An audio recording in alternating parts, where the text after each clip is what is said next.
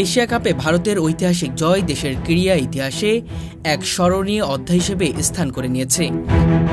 এই অর্জনকে কেন্দ্র করে প্রধানমন্ত্রী নরেন্দ্র মোদী এক বিশেষ বক্তব্যে এই জয়কে অপারেশন সিন্ধুর সঙ্গে তুলনা করেছেন। তার মতে অপারেশন সিন্ধু ছিল দেশের নিরাপত্তা, মর্যাদা ও সার্বভৌমত্ব রক্ষার এক মহৎ অভিযান, যা দেশের সামরিক শক্তি, সাহস ও কৌশলিক দক্ষতার প্রদর্শন, যা দেশের যুব সমাজ, খেলোয়াড় এবং সাধারণ মানুষকে একটি নতুন উদ্দীপনা ও আত্মবিশ্বাস প্রদান করছে। মোদী বলেন, খেলোয়াড়রা মাঠে যেভাবে একের পর এক বিশ্বাস রাখে, দলগত চেতনা এবং দৃঢ় সংকল্পের সঙ্গে প্রতিটি ওভার ও বলের জন্য লড়ছে, তা একইভাবে সেনাদের সীমান্তে দেশের সুরক্ষা নিশ্চিত করার মতোই প্রশংসনীয়।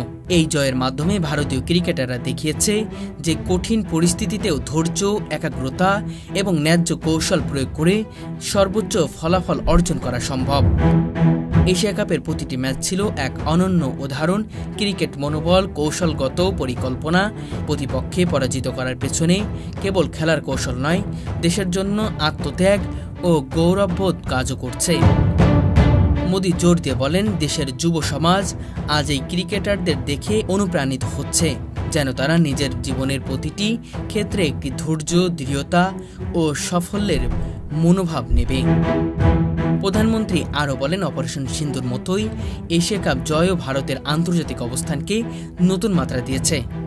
যেমন সামরিক অভিযানে দেশের শক্তি, প্রস্তুতি এবং সাহস বিশ্বমঞ্চে দৃঢ়ভাবে নতুন করে তুলে ধরা হয়েছিল, তেমনি ক্রিকেট জয়ের মাধ্যমে ভারতের ক্রীড়া শক্তি, সম্ভাবনা এবং প্রতিযোগিতামূলক মনোভাব আন্তর্জাতিকভাবে স্বীকৃতি পেয়েছে।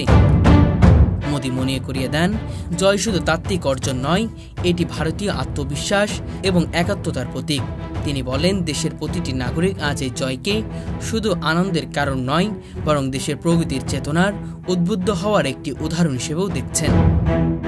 মোদী আরও বলেন, এই জয় ভবিষ্যতের ভারতীয় ক্রীড়া প্রজন্মের জন্য একটি দিক নির্দেশন।